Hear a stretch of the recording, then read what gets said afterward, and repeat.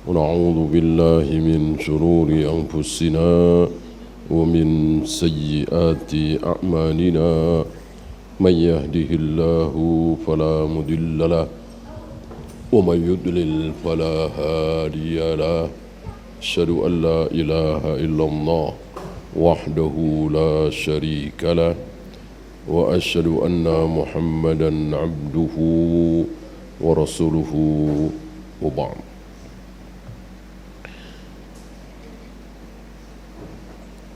Kita sampai dua perkara, dua hal. Awas, tidak tiga, tidak empat, cuman dua. Yang apabila kita berpegang kepada dua hal tersebut, dijamin oleh Nabi kita tidak akan sesat, tidak akan nyasar, tidak akan ke neraka. Sesat itu neraka ya, nyasar itu nyasar ke neraka. Sebab tujuan satu-satunya manusia adalah surga. Surga apa ridha Allah? Antara surga dengan ridha Allah tidak bisa dipisahkan. Surga otomatis ridha Allah otomatis surga. Sebagaimana non muslim pasti kafir pasti non muslim, otomatis. Hanya torekot sufiyah yang membedakan antara surga dengan ridha Allah. Para nabi, para rasul, para sahabat, a'immatul arba'ah, imam-imam ahlul hadis, tidak ada yang membedakan antara surga dengan ridha Allah. Mencari surga otomatis mencari ridha Allah, mencari ridha Allah otomatis mencari surga. Kan dulu pernah ada tokoh sufi, katanya namanya Robiah Al-Adawiyah, wanita. Ya Allah, seandainya aku menyembah Engkau karena aku ingin surgamu, maka haramkan surga bagiku. Seandainya aku menjauhi maksiat karena takut nerakamu, bakarlah aku di nerakamu. Ini sombong sesombong-sombongnya. Enggak takut neraka, enggak pingin surga. Padahal Nabi ketika salat membaca ayat-ayat tentang neraka, beliau nangis. Beliau takut. Sesuatu yang sangat beliau takuti adalah neraka. Dan takut neraka otomatis takut kepada Allah. Gitu. Udah otomatis itu. Sebagaimana pengen surga berarti pengen ridha Allah. Ya.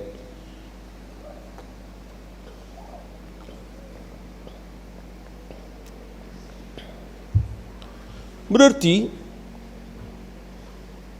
siapapun yang tidak berpegang kepada dua hal itu dijamin sesat. Mau kiai, mau haji, mau ulama, mau profesor, doktor, syekh, habib, apalagi. Tapi bertentangan dengan Al-Quran dan Sunnah, pasti, jelas, yakin neraka. Jangan ragu ini. Jangan ragu. Ya. Loh, kan ulama juga ngikutin Al-Quran dan Sunnah. Betul, 100%? Nggak mungkin. Ya kalau 100% kan jadi nabi. Ya. Bahwa para ulama mengikuti Al-Quran dan Sunnah, para kiai, para ajengan, para habib, betul. 100%? Ya nggak mungkin lah. Kalau 100% ya jadi nabi. Nah, dalam perjalanannya itu ada aja 1, 2, 10, 20 yang menyimpang. Kebetulan kita tahu. Alhamdulillah kita tahu. Maka jangan dianggap. Walaupun syekh kita, habib kita, guru kita, jangan dianggap. Gitu. Ya yang gampang sajalah, antum semua kan tahu. Hadis tentang waqful liha, jazzus sawarib, khaliful yahud, khalifun nasara. Panjangkan jenggot kalian, rapikan kumis kalian, jangan sama dengan Yahudi, Nasrani, Majusi. Ini sabda Nabi alaihi salatu wassalam, hadis. Antum gigit dengan gigi geraham. Kebetulan guru antum, kiai antum, habib antum nyukur jenggot. Ya. Ngikutin habib itu apa ngikutin sabda Nabi tadi? Tentu sabda Nabi. Itu yang saya maksud. Ya. Jadi lihat kasus per kasus. Yang kita tahu, yang kita nggak tahu, kita cari ilmunya, belajar terus. Ya. Sampai kita mati, sampai kita mati. Jangan bertanya kapan selesainya. Kapan selesainya nih? Ngaji lagi, belajar lagi. Kapan jihadnya nih? Ini pertanyaan khawarij. Ya. Syekh Albani menasihati kita, jangan bertanya kapan selesainya. Tapi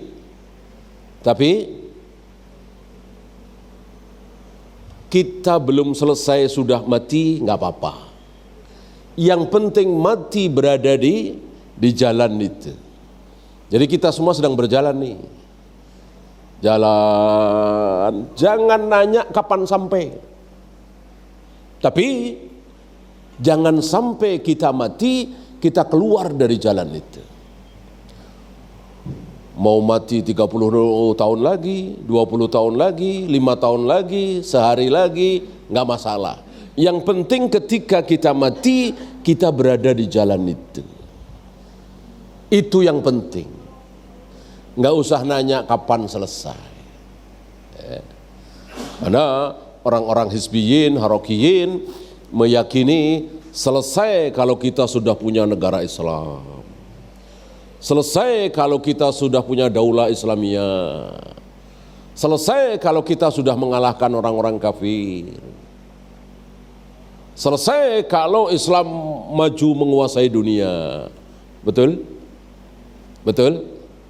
Salah.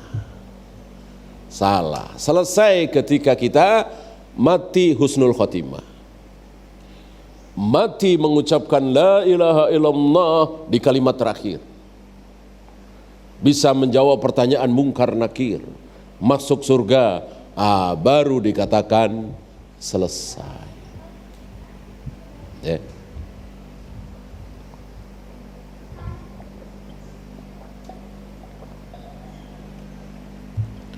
Selagi nyawa masih di badan kita, belum selesai kita.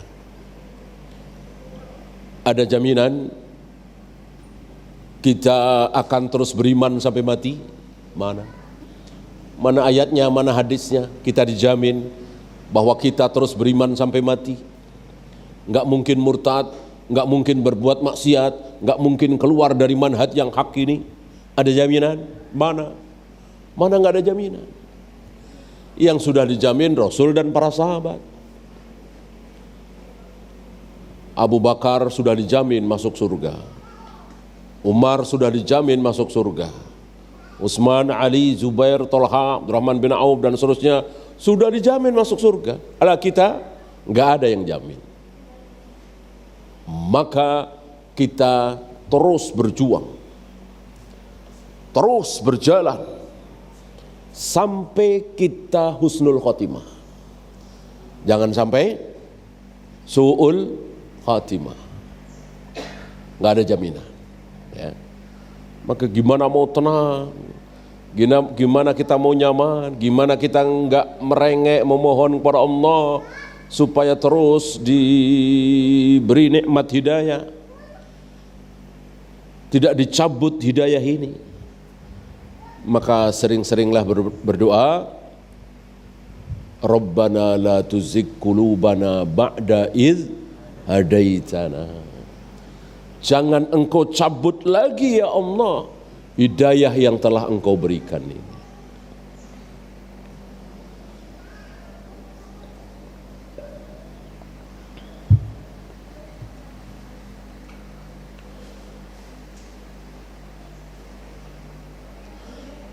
Bagaimana ijma' dan qiyas?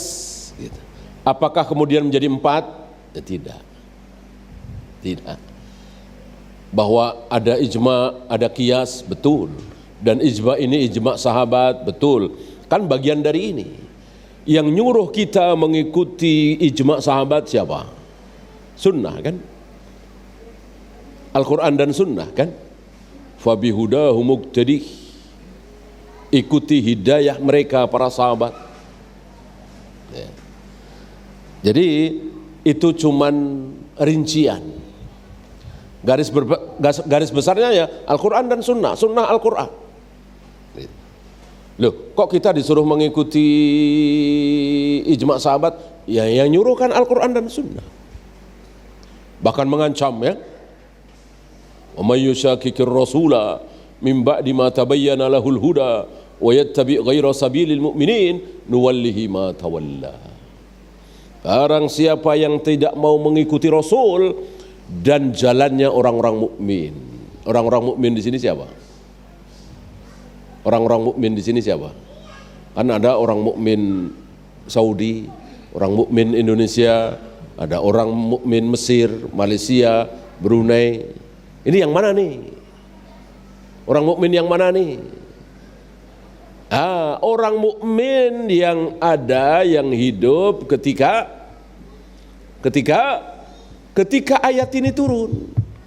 Ketika surat An-Nisa ini turun, wa may yushaqiqir rasula mim ba'di ma tabayyana lahul huda wa yattabi' ghaira sabilil mu'minin.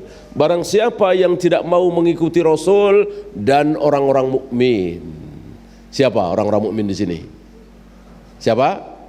Siapa lagi kalau bukan sahabat? Orang-orang mukmin ketika ayat ini turun siapa? Ketika ayat ini turun, sudah ada Imam Syafi'i? Belum. Sudah ada Imam Bukhari, Imam Malik, Sufyan bin Uyainah, Sufyan As-Tsauri? Belum ada. Orang-orang mukmin yang ada ketika ayat ini turun adalah Abu Bakar, Umar, Utsman, Ali, Zubair, Talha, Hurairah, Aisyah dan seterusnya. Para sahabat. Nah, berarti ayat ini mengancam barang siapa yang tidak mau mengikuti Rasul dan para sahabat. Apa ancamannya? Apa ancamannya? Nuwallihi ma tawalla. Kami palingkan kemana dia mau berpaling. Kami sesatkan kemana dia mau sesat. Ketika dia berpaling ke aklani, mendewa-dewakan akal, kami palingkan sekalian. Merasa benar dengan akalnya padahal sesat. Merasa benar dengan faham Mu'tazilahnya padahal sesat. Merasa benar dengan pemahaman Asy'ariyahnya padahal sesat. Dan begitu seterusnya. Firqah-firqah itu kan gak ada yang merasa salah.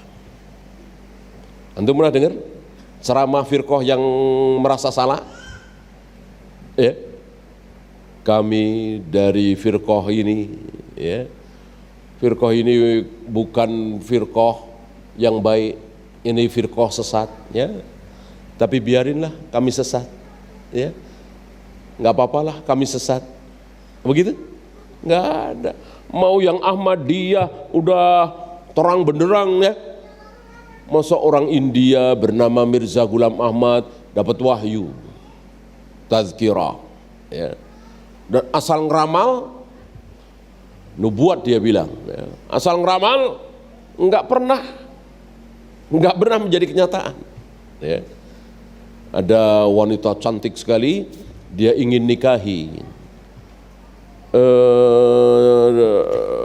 wanita ini nggak mau, ya. Ya termasuk anggotanya, tapi nggak mau, ya. Mana ada wanita dilamar Nabi tidak mau, ya. Lalu dia meramal bahwa Allah telah menjodohkan aku dengan dia. Enggak menjadi kenyataan sampai dia mati. Ini kan aliran gila, segila-gilanya. Ada yang mengikuti? Ada? Ada banyak. Merasa salah apa merasa benar? Merasa benar. Merasa benar ketika dibubarkan di Parung waktu itu ya, rame ya dibubarkan. Merasa didolimi, merasa sedang didolimi. Nah, tidak merasa salah. Ini yang dimaksud ayat ini. Nuwallihi ma tawalla. Kami palingkan kemana dia mau berpaling. Kami sesatkan kemana dia mau sesat. Jadi sesat tapi nggak merasa sesat. Itulah orang yang tidak mau mengikuti Rasul dan para sahabat. Sahabat dibawa di sini. Ya. Ancaman berikutnya ini di dunia ya. Ancaman tadi di dunia. Kami palingkan kemana dia mau berpaling. Kami sesatkan kemana dia mau sesat. Itu ancaman di dunia. Ancaman di akhiratnya apa? Terusan ayat itu.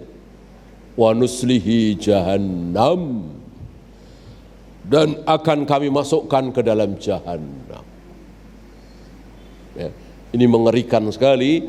Ancaman kedua bagi orang yang tidak mau mengikuti para sahabat. Siapa yang nyuruh? Al-Quran. Maka dengan beliau mengatakan, taraktu fikum syai'ain, aku tinggalkan kepada kalian dua perkara. Lalu ada ijma, ada qiyas, kok jadi tiga, kok jadi empat? Enggak, tetap dua. Tetap dua. Karena ijma, qiyas itu bagian dari Al-Quran dan Sunnah. Yang nyuruh kita bikin qiyas siapa? Yang nyuruh kita bikin qiyas siapa? Rasulullah sallallahu alaihi wasallam. Bahkan di Al-Quran juga ada.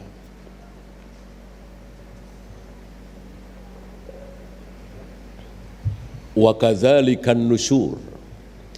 Demikianlah kami membangkitkan manusia. Ayat ini didahului oleh kalimat bahwa tanah gersang, tandus, tidak ada tanaman, tidak ada tumbuhan, buah-buahan. Lalu Allah turunkan air. Mungkin sebelumnya berbulan-bulan, bahkan setahun gak turun hujan, pada mati, kekeringan. Lalu Allah turunkan air. Baru seminggu, bahkan baru 5 hari, 4 hari, itu sudah terlihat rerumputan. Hujan lagi, terus tumbuh, terus tumbuh. Akhirnya banyak tanam-tanaman, buah-buahan. Wa kadzalikan nusyur. Demikianlah kami membangkitkan manusia yang sudah mati. Kira-kira seperti itu. Apa ini? Apa ini? Apa? Qiyas. Qiyas. Berarti Al-Quran yang menuduh kita mengkias. Ya Rasul, apa hukum aku berpuasa di siang hari? Aku mencium istriku. Nabi menjawab dengan kias. Engkau berpuasa mencium istri, itu sama dengan sedang berpuasa berkumur-kumur. Bolehkah ketika kita puasa wudu berkumur-kumur? Boleh, tapi harus hati-hati. Jangan mentang-mentang boleh. Ya. Maka kumur-kumur dipenuhi mulut, apalagi sambil mendongak. Ya tentu berbahaya. Besar kemungkinan akan masuk ke perut itu air. Maka harus dikit saja, nunduk, ya kan? Hati-hati. Nah begitu pula engkau mencium istri saat berpuasa. Hati-hati. Apa ini? Apa ini? Qiyas. Qiyas. Siapa yang ngajarin qiyas? Nabi SAW. Berarti dengan mengatakan Al-Quran dan Sunnah sudah cukup. Walaupun kias tidak dibawakan, walaupun ijma' sahabat tidak dibawakan. Ya.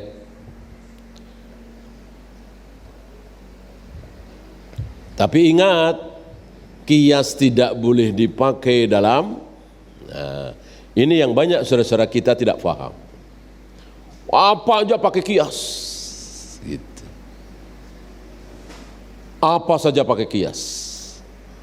Kalau Allah bersemayam di atas arsy, berarti Allah butuh arsy dong. Nah, ini kias namanya. Bolehkah? Tidak boleh. Kias tidak boleh dipakai dalam dua hal. Kias tidak boleh dipakai dalam dua hal. Apa dan apa? Apa dan apa? Satu, masalah akidah tauhid, nggak boleh pakai kias. Kalau Allah turun ke dunia setiap sepertiga malam, berarti di sepertiga malam itu arsy Allah kosong. Nah, ini kias nih. Ini kias nih. Bolehkah? Nggak boleh. Nggak boleh. Ini masalah akidah. Kalau masalah berita gaib, kalau nggak gaib, iya.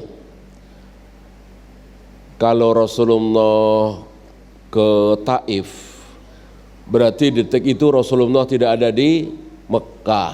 Nah, bolehkah? Ya boleh. Ini kias. Karena ini bukan masalah akidah, bukan membahas Allah, bukan membahas tauhid, tapi membahas Rasulullah. Rasulullah kan tidak gaib. Gitu ya. Kalau awal Ramadan itu Syekhul Islam Ibn Taimiyah di penjara, maka tidak mungkin beliau khutbah di mimbar masjid. Ya. Berarti ucapan Ibnu Battuta salah, dusta, bohong. Antum tahu Ibnu Battuta ya? Ibnu Battuta itu pengembara Islam. Kalau orang kafir Eropa kan punya siapa itu? Columbus ya, Marco Polo dan lain-lain. Nah, kaum muslimin punya Ibnu Battuta, pengembara, pelaut. Kabarnya sampai ke Pulau Sumatera. Nah, ketika sampai ke Syam, Ibnu Battuta mengatakan, maksudnya menulis di kemudian hari. Waktu itu awal Ramadan tahun yang sama itu ya, 700 sekian, aku masuk ke masjid di Damaskus dan Ibnu Taimiyah sedang khutbah Jumat. Lalu Ibnu Taimiyah turun dari mimbar.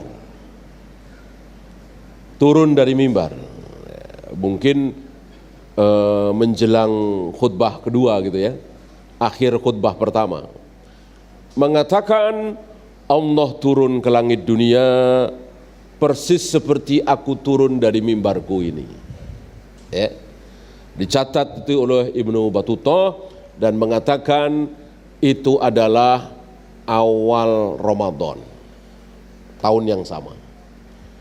Sementara sejarah-sejarah menulis bahwa tahun tersebut 1 atau 2 hari sebelum Ramadan Syekhul Islam ditangkap di penjara.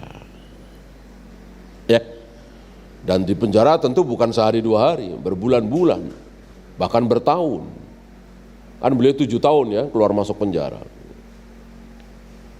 7 kali ya keluar masuk penjara itu. Berarti ini dusta ya. Dusta atas nama Syekhul Islam Ibn Taimiyah. Kedustaan dari seorang Ibnu Battuta mengatakan bahwa Ibnu Taimiyah menyamakan Allah dengan dirinya. dusta. Itu bagian dari kias. Karena sudah di penjara, ya nggak mungkin dimimpi. Bolehkah? Boleh. Adapun Allah tidak boleh. Allah itu berbicara tentang Allah berarti akidah. Tentang akidah tidak boleh ada kias. Ya.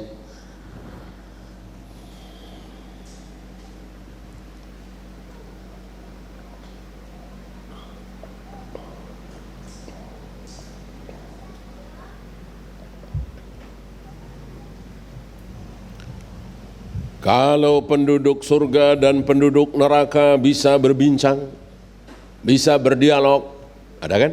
Dalam surat Al-A'raf kan? Dialog antara penduduk surga dengan penduduk neraka. Beberapa sabda Nabi juga. Berarti antara surga dan neraka jauh apa dekat? Dekat dong, kan bisa ngobrol. Apa namanya? Kias. Ini namanya kias. Bolehkah? Tidak boleh. Surga, neraka, siksa kubur, Allah, Jibril, Haud, Mizan, Sirat, ini semua gaib. Masalah akidah. Tidak boleh pakai kias. Semuanya harus pakai dalil. Dan tidak boleh keluar dari dalil. Dalil mengatakan bahwa penduduk surga dengan penduduk neraka berdialog. Dan penduduk surga dan neraka jauh sekali. Jangankan surga dengan neraka, surga dengan surga. Surga tingkat pertama dengan surga tingkat kedua. Itu dekat apa jauh? Jauh sekali. Saking jauhnya dari surga tingkat pertama melihat surga tingkat kedua itu seperti melihat bintang-bintang. Seperti kita melihat bintang-bintang. Pun jauh sekali. Tapi bisa ngobrol, bisa dialog, bisa. Lah gimana? Ya itulah akidah, itulah hal gaib, itulah surga neraka. Jangan pakai kias. Gitu ya. Ini yang pertama, masalah akidah. Tidak boleh pakai kias. Jadi betul-betul tidak boleh keluar dari dalil. Yang kedua, yang juga tidak boleh pakai kias, masalah apa? Masalah ruku, sujud, tawaf, sa'i, wudu, tayamum, adzan, qomat. Apa namanya? Masalah apa? Ibadah mahdoh. Jangan bilang ibadah doang. Senyum ibadah enggak? Senyum ibadah. Cari nafkah ibadah enggak? Ibadah. Tapi itu ibadah bukan mahdoh. Ghairu mahdoh. Boleh pakai kias. Nah, ibadah mahdoh, ruku, sujud, tawaf, sa'i, wudu, tayamum, adzan, qomat dan seterusnya nggak boleh pakai kias. Ya.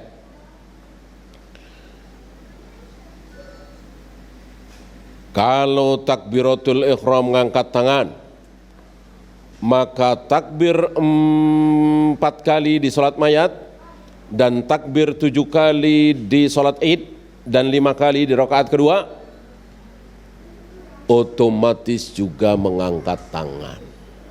Ini namanya kias. Bolehkah? Tidak boleh.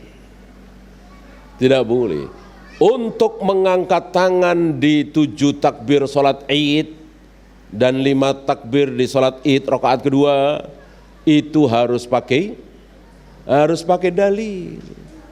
Harus ada contoh dari Rasul dan para sahabat. Tidak boleh pakai kias. Gitu ya.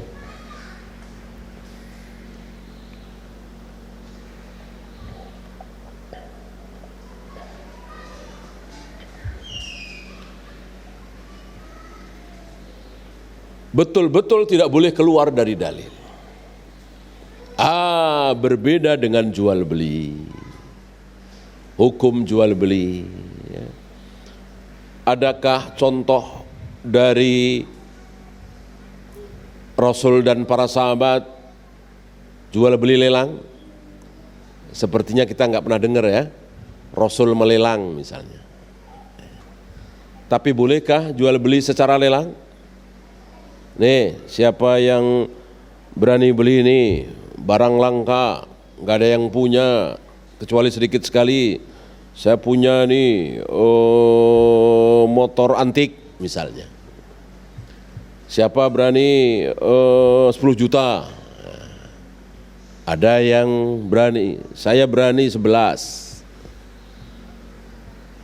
Ada lagi, saya berani 12. Saya berani 12,5, naik. Ini lelang gitu kan? Bolehkah jual beli cara ini? Untuk membolehkan ini dikiaskan dengan Fatimah binti Qais yang dilamar oleh 3 laki-laki. Ya. Ini dikiaskan. Karena melamar dengan jual beli itu dalilnya satu, la taktub khitbata akhihi wa la tabi' baita akhihi.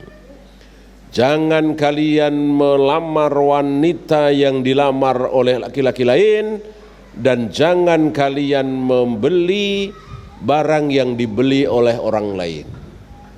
Dan sudah deal, sudah ijab qabul. Ya. Maka kalau belum ijab qabul boleh. Kan tadi belum ijab qabul, ya. Siapa berani lebih tinggi lagi? Siapa berani lebih tinggi lagi? Belum ijab qabul. Maka boleh. Saya berani 13, saya berani 14, saya berani 17, boleh. Dikiaskan dengan seorang wanita yang dilamar oleh 3 laki-laki sekaligus, dan wanita ini belum qabul, istilah kita belum deal, belum menerima siapapun. Maka nambah lagi jadi 4 laki-laki, 5 laki-laki, 6 laki-laki seperti sayembara begitu. Bolehkah? Boleh. Yang tidak boleh kalau sudah qabul. Ya, deal 17 juta ya. Lagi proses bayar membayar atau transfer, tiba-tiba saya datang. Udah saya berani 20. Haram, tidak boleh, dosa. Karena sudah deal, sudah ijab qabul. Ini kias namanya. Dikiaskan dengan wanita yang dilamar 3 laki-laki sahabat sekaligus itu. Adapun tentang saum, tentang sholat, tentang wudu, tentang tayamum, nggak boleh.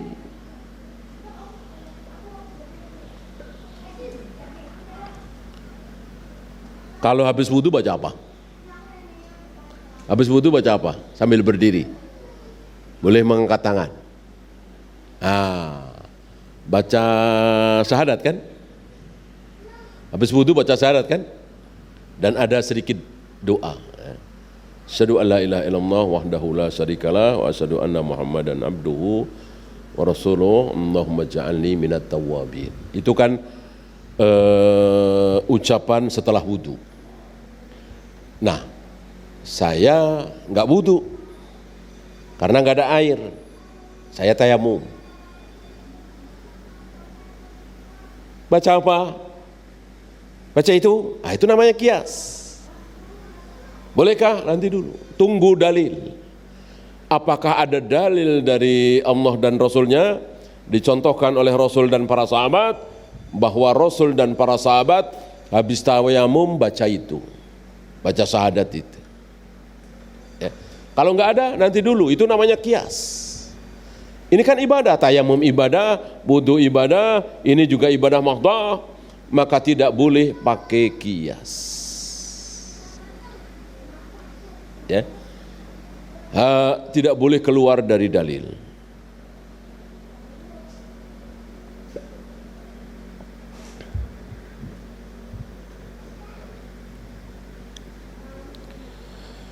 Ya, kita kembali ke matan yang kedua. Ini kita masih melanjutkan manhaj al-firqatun najiyah. Al-firqatun najiyatu ta'udu ila kalamillah. Orang-orang firqatun najiyah itu selalu kembali kepada firman Allah.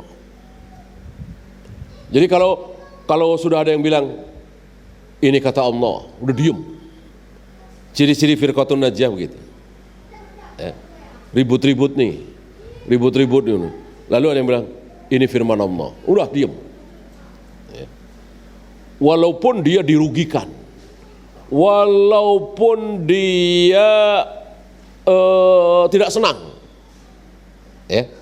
ya seperti perempuan kan nggak senang, abangnya dapat 100 juta, dia adiknya perempuan cuman dapat 50 juta, kan nggak senang kan, dirugikan, enak abangnya, padahal sama-sama anak, tapi begitu disotorkan, walir rijali mithlu hadzil unthayain, bahwa warisan bagi laki-laki adalah 2 kali lipat dari anak perempuan,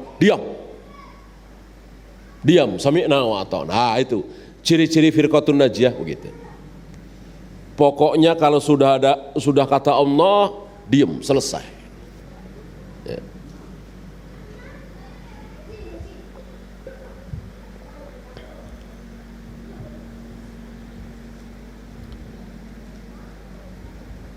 Wa rasulihi, begitu pula kata Rasulullah.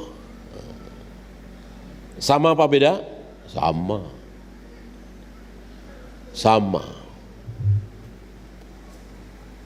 Enggak boleh dibedakan antara kata Allah dengan kata Rasulullah. Oh, kata Allah itu, kata Rasulullah itu besar. Kata Allah lebih besar lagi. Betul? Tidak betul. Tidak betul. Perintah Rasul harus kita taati. Perintah Allah harus lebih ditaati lagi. Betul? Tidak betul.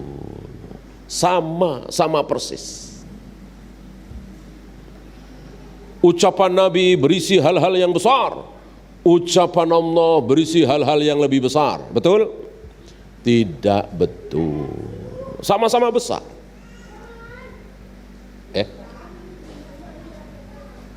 Perintah Rasul wajib kita taati, perintah Allah lebih wajib lagi kita taati.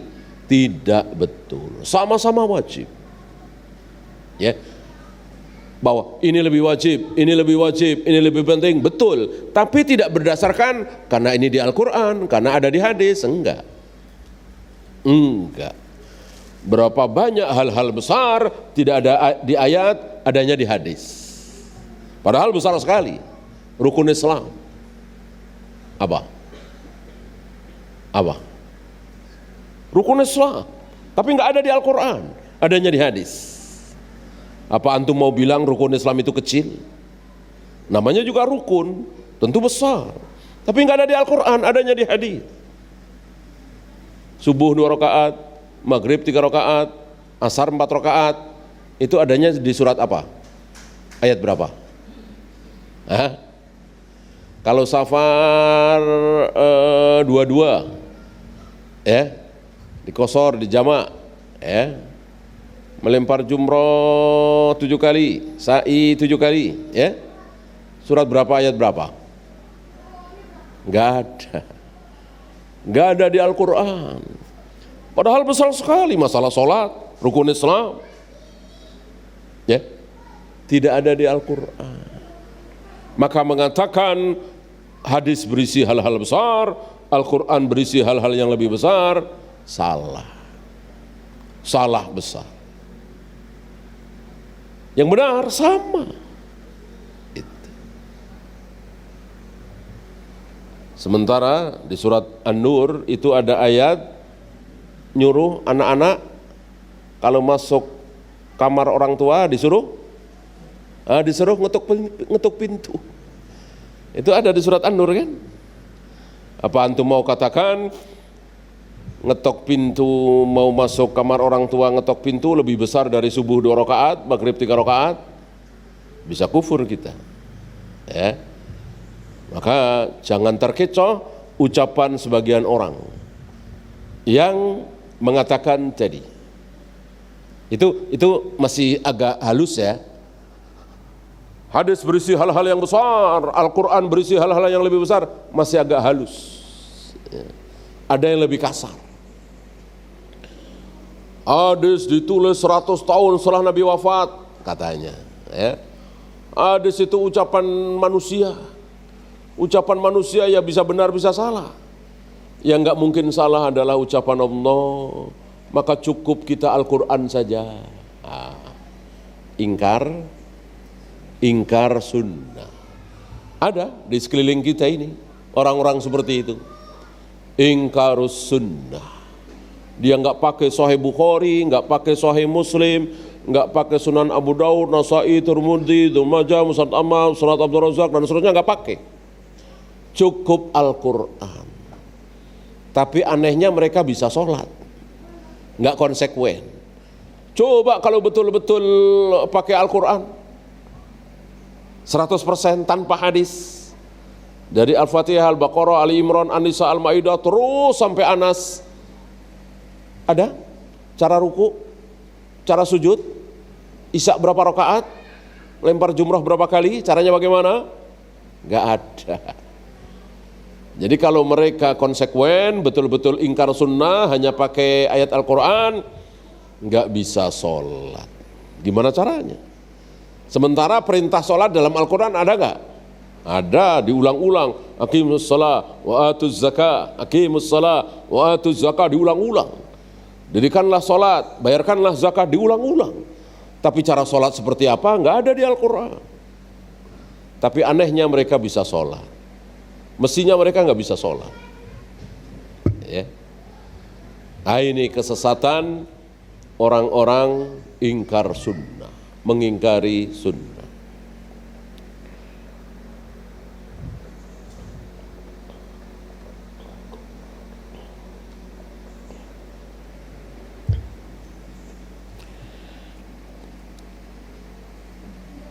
Hina tanazu'i wal ikhtilaf, ketika mereka berbeda pendapat, berselisih.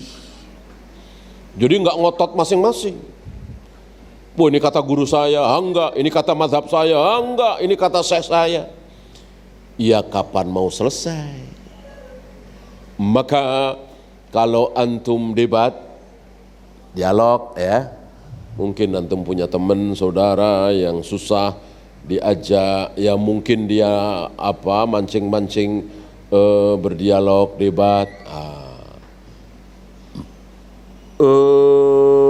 bikin perjanjian dulu, ya. Sumber kita satu nih, Al-Quran dan Sunnah. Kalau dia mau terima, ayo lanjutkan dialog ini, debat ini. Kalau dia bilang enggak, saya rujukan saya kiai, ya jangan diteruskan. Capek, lelah, nggak ada hasilnya. Ya, karena masing-masing punya rujukan masing-masing. Ya.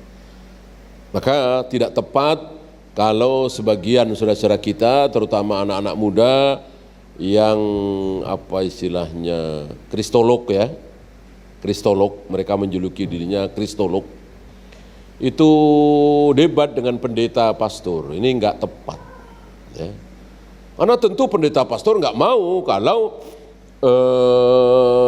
kita pakai Al-Quran, hadis. Begitu pula kita juga enggak mau, enggak percaya kalau mereka bawakan Taurat, Injil.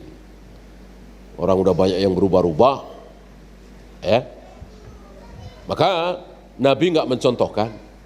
Ketika ada pendeta Najran nantang debat beliau tentang ketuhanan Yesus, Nabi Isa, beliau enggak, ini ayatnya, ini pakai, enggak. Ya, ketika beliau berhadapan dan ditantang, beliau nantang apa? Masih ingat? Nantang apa beliau? Mubahalah. Beliau nggak milih debat. Nih surat sekian ayat sekian. Nih kata Allah, orang nggak saling percaya. Justru beliau nantangmu bahala. Fanad'u abna'ana wa abna'akum, ya, wa amwalana wa amwalakum. Ayo kumpulkan anak-anakmu, istri-istrimu, hartamu, bawa kemari. Aku pun bawa anak-anakku, istri-istriku, ya. Waktu itu beliau bawa Ali, Hasan, Husain, ya. Thumma nabtahil fanaj'al la'natallahi 'alal kadhibin. Setelah kumpul semua, berarti kan serius ya. Kalau satu lawan satu, maksudnya satu orang sama satu orang, ya bisa serius lah. Ini bawa anak, bawa istri, lebih serius lagi. Siap menerima kutukan dari Allah. Allah Maha tahu, Maha benar kan?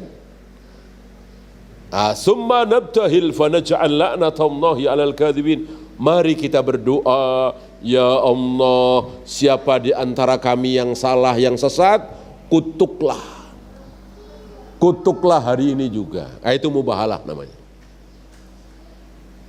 Nabi sudah siap. Ya, gimana Nabi takut? Orang beliau yakin betul berada dalam kebenaran. Yang takut siapa?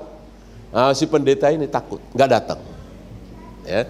Kata Nabi, seandainya dia berani datang, maka habis dia, nggak tersisa, ya, mati semua maksudnya. Dan ini sunnah.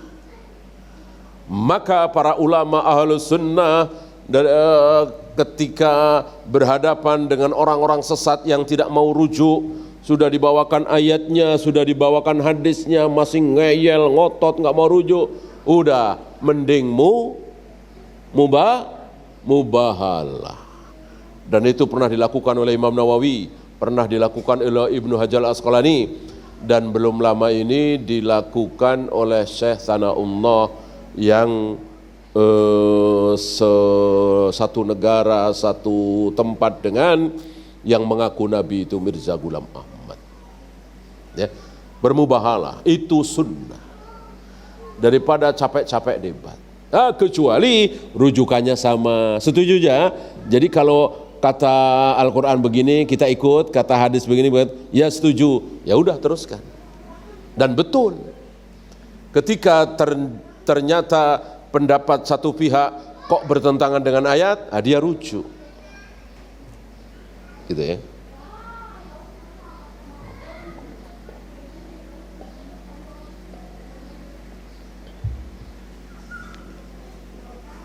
Mati di kamar mandi, ya.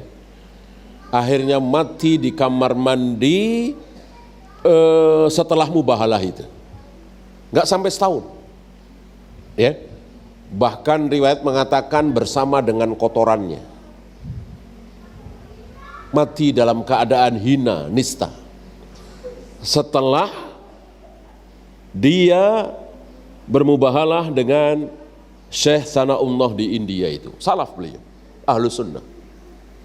Ya, ini nasib akhir hidup Mirza Ghulam Ahmad yang mengaku sebagai Nabi dan diikuti oleh banyak jutaan ya sedunia ini. Apa namanya? Alirannya? Ahmadiyah. Ada di kita ya. Ya. Kalau antum pernah lewat di Mencong sana, Peninggilan, dulu ada tuh Jemaat Ahmadiyah. Bukan jamaah nih, jemaat ya. Mungkin karena banyak di demo, dia masuk sedikit. Masuk di gang apa itu, Haji Gedat apa-apa itu, masuk. Jadi tidak mengarah ke jalan raya. Ya. Dan untuk aliran-aliran sesat seperti ini, karena memang pemerintah tidak melarang ya, maka kita gemborkan, kita teriakkan supaya tidak ada saudara-saudara kita yang menjadi korban, supaya tidak ada saudara-saudara kita yang terkena syubhat. Ya. amalan biqaulihi ta'ala fa in tanaza'tum fi syai'in. Ini berdasarkan firman Allah, jika kalian berselisih fi syai', tanpa alif lam nakirah, menunjukkan apa? Segala sesuatu. Ya fikih, ya muamalah, ya akidah, ya munakahah, pokoknya semua urusan agama ini. Farudduhu ilallah war rasul, kembalikan kepada Allah dan Rasulnya. In kuntum tu'minuna billahi wal yaumil akhir, kalau kalian mengaku beriman kepada Allah dan hari akhir. Ya. Fala wa rabbika la yu'minuna hatta yuhakkimuka fima syajara bainahum.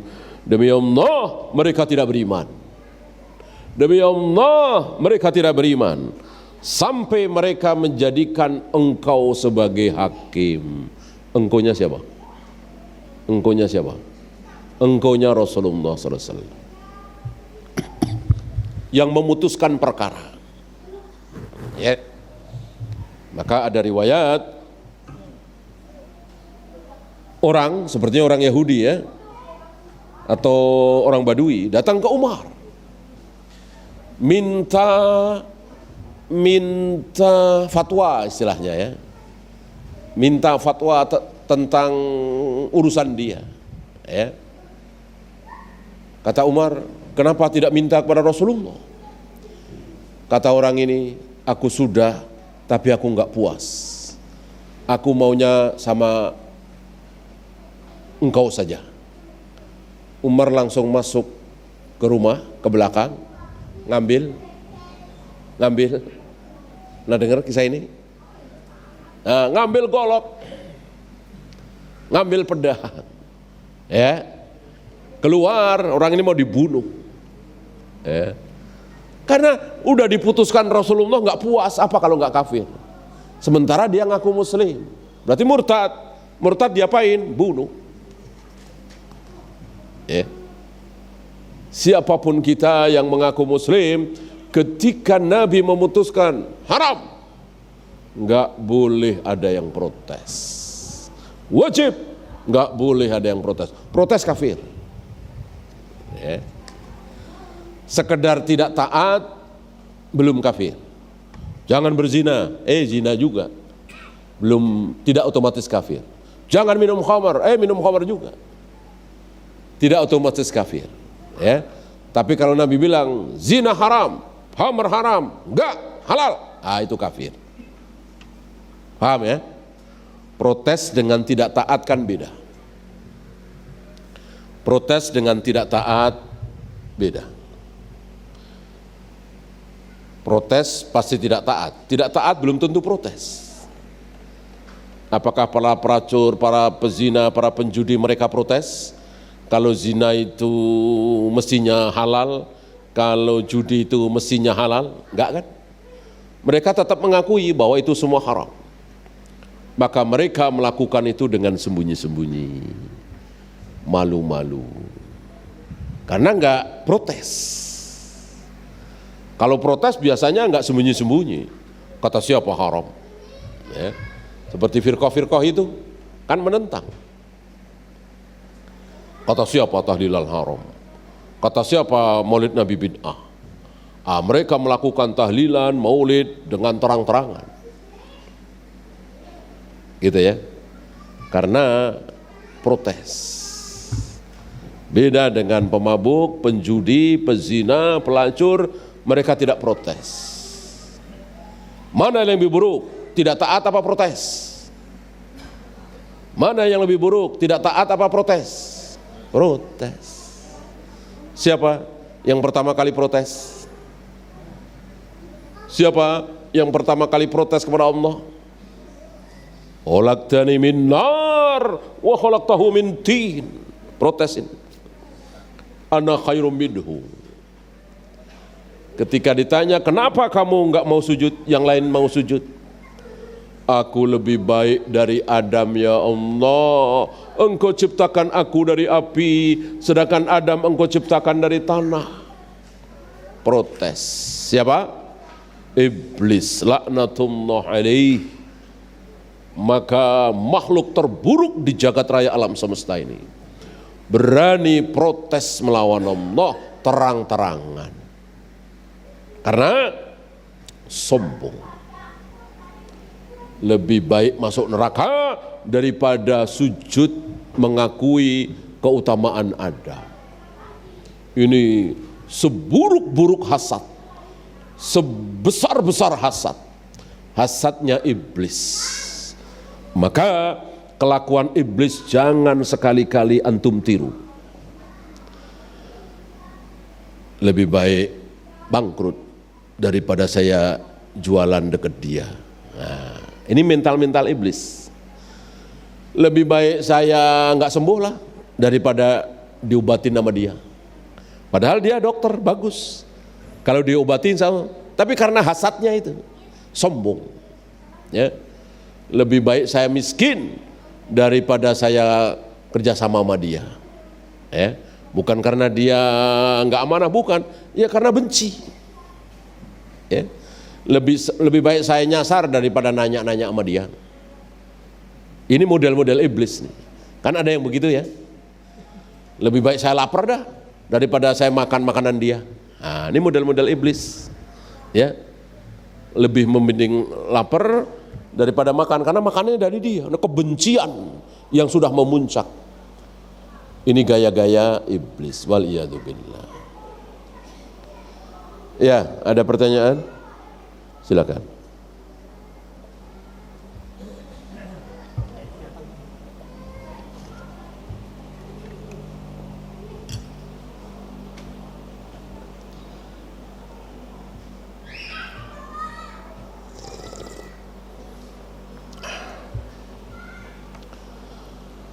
Sewaktu ana masih di majelis firqah-firqah sesat, mereka juga mengajak kalau terjadi perselisihan, mari kita kembali kepada Al-Quran dan Sunnah dengan dalil surat At-Taubah tadi. Hatu burhanakum in kuntum shadiqin.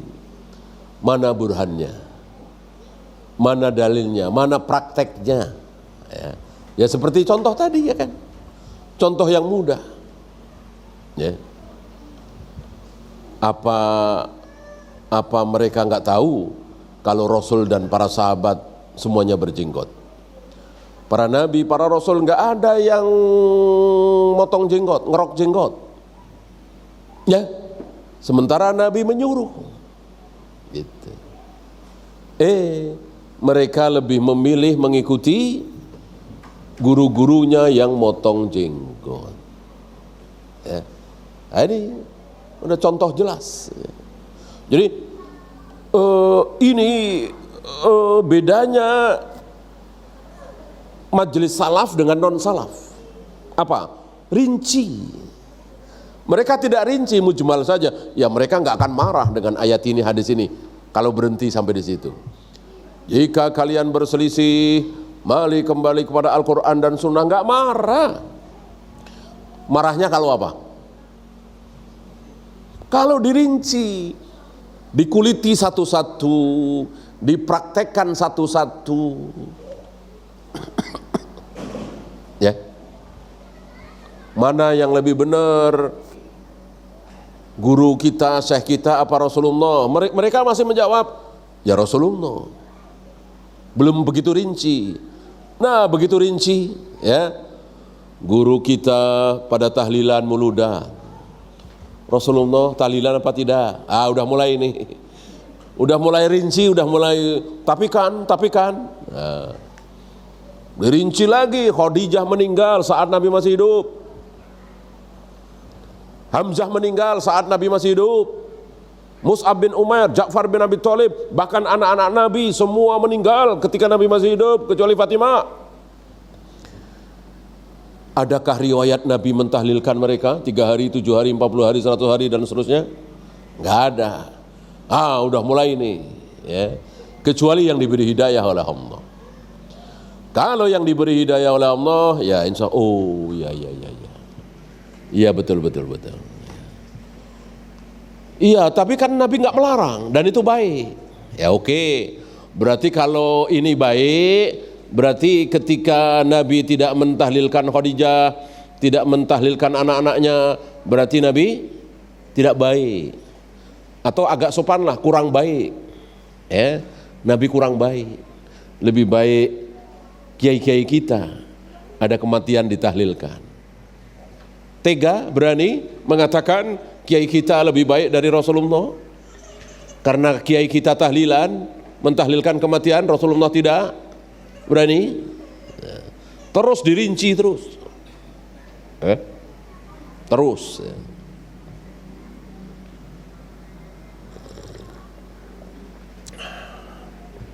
Dan satu pertanyaan, apakah Rasulullah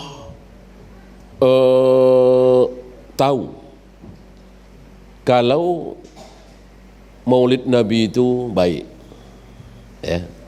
Kalau tahlilan taruhlah belum ada kan.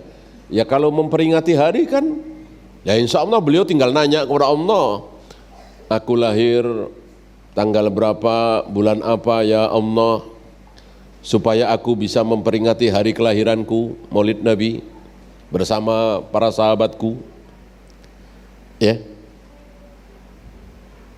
Gak ada.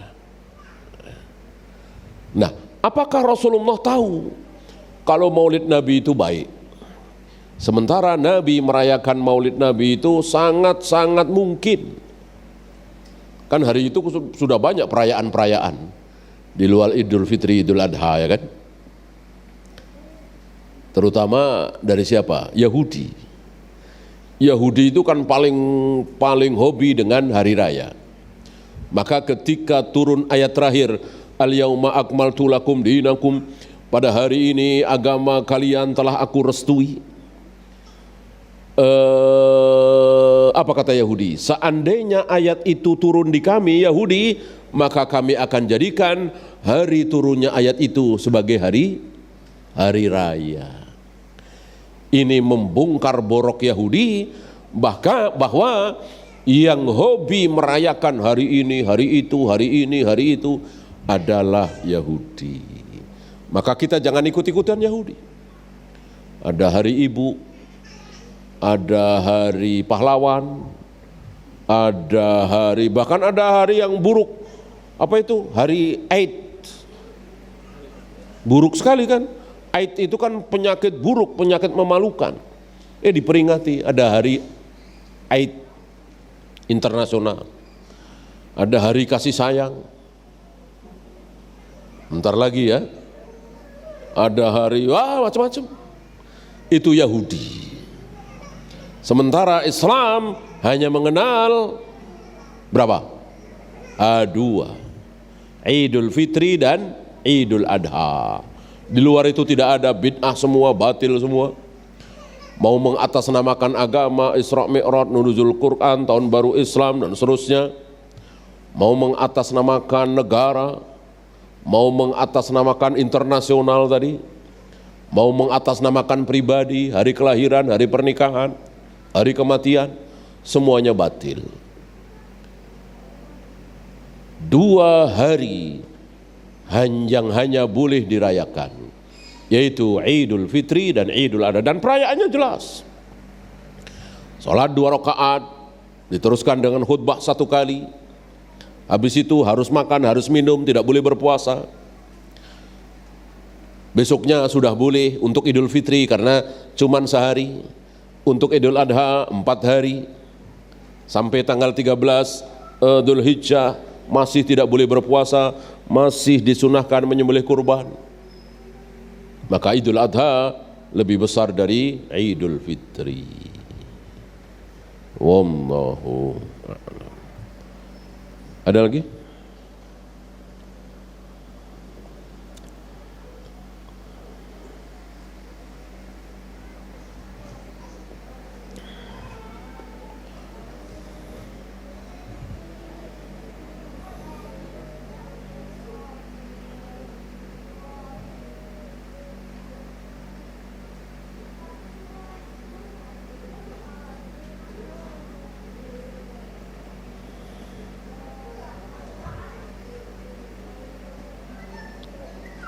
Kalau tidak ada, udah jam 11 lebih ya. kita akhiri. Subhanakallahumma bihamdika asyhadu an la ilaha illa anta astaghfiruka wa atubu ilaik. Assalamualaikum warahmatullahi wabarakatuh.